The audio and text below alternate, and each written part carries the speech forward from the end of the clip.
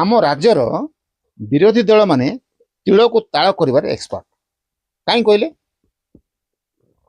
ବର୍ତ୍ତମାନ ଯୋଉ ରାଜ୍ୟରେ ଯୋଉ ହୁଲସ୍ତୁଲ କରୁଛନ୍ତି ବହି ଛପାକୁ ନେଇକିରି କଣ ଆବଶ୍ୟକ ଅଛି?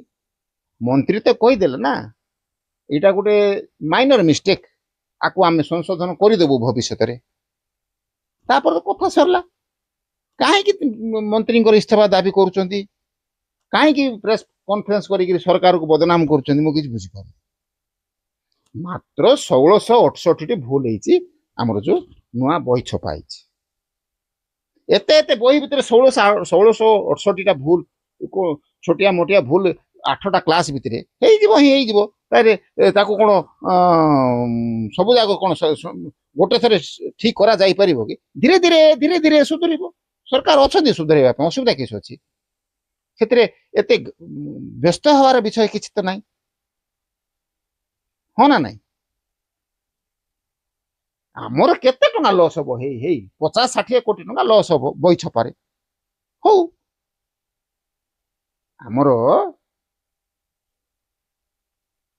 ଯୋଉ ବହି ଛପା ହବ, ସେଥିରେ ଯୋଉ ବହି ଛପାଇବା ପାଇଁ ଯୋଉ କମିଟି ହବ, କେତେ ଲୋକ ସେଥିରେ ରୋଜଗାର ପାଇବେ? କେତେ ବଡ ଏକ୍ସପର୍ଟ ମାନେ ଯୋଉମାନେ ଅଛନ୍ତି ସେମାନଙ୍କର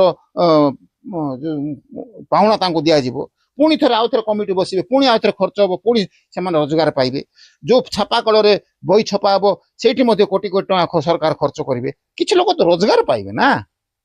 ଆଉ ରହିଲା ପିଲାମାନଙ୍କ ବିଷୟ ନେଇକିରି, କିଛି ପିଲାମାନଙ୍କର କିଛି କ୍ଷତି ହବନି। ଯୋଉ ସରକାରୀ ବିଦ୍ୟାଳୟରେ ପିଲାମାନଙ୍କର, ସେମାନଙ୍କର ଭବିଷ୍ୟତ ସେମାନେ ଜାଣିଛନ୍ତି, ତାଙ୍କର ପ୍ୟାରେଣ୍ଟସ୍ ଜାଣିଛନ୍ତି। ଯୋଉ ସରକାରୀ ବିଦ୍ୟାଳୟର ପିଲା ପାଠ ପଢିବ, ଅଷ୍ଟମ ଦଶମ ପାସ୍ ହବ, ସେ କଣ କରିବ? ନା ଜେଇ ଦବ, ନା ନିଟ୍ ଦବ, ନା ଆଇଏସ୍ ହବ, ନା କଲେକ୍ଟର ହବ? କିଛି ହବାର ନାହିଁ। ସେମାନେ ବଡ ହେଲେ କେରଳ ଯିବେ ମାଟି ବୋହିବାକୁ, ତାମିଲନାଡୁ ଯିବେ ସୂତା କଳରେ କାମ କରିବା ପାଇଁ, ସୁରତରେ ଯିବେ ଲୁଗା କଳରେ ମେସିନ ବୁଣି ପକେଇବା ପାଇଁ, ଆଉ ହାଇଦ୍ରାବାଦ ଯିବେ ମାଟି ଇଟା ବୋହିବା ପାଇଁ।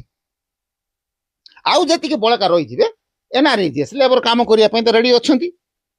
ଆଉ ଯଦି କିଛି ମହିଳା ଲେବର ରହିଯିବେ, ଭାଲିଆ ମିଲ ବାଲା ତ ଜଗିଛନ୍ତି କାଜୁ ଫ୍ୟାକ୍ଟ୍ରିରେ ସେମାନଙ୍କୁ ଏଙ୍ଗେଜ କରିବା ପାଇଁ।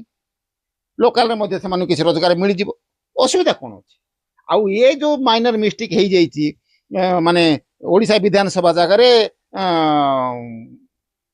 କର୍ଣ୍ଣାଟକର ନା କୋଉଠର ବିଧାନସଭାର ଫଟୋ ଛପା ହେଇଯାଇଛି, କି ନହେଲେ ଡଙ୍ଗରିଆକୁ ଡଙ୍ଗୁରିଆ ଲେଖା ହେଇଯାଇଛି। ଏଥିରେ ଆମର କଣ କ୍ଷତି ହବ? କିଛି କ୍ଷତି ହବାର ନାହିଁ। ଆମ ପିଲା ବଡ ହେଲେ କଣ ହବ ଆମେ ଭବିଷ୍ୟତ ଜାଣିଛୁ।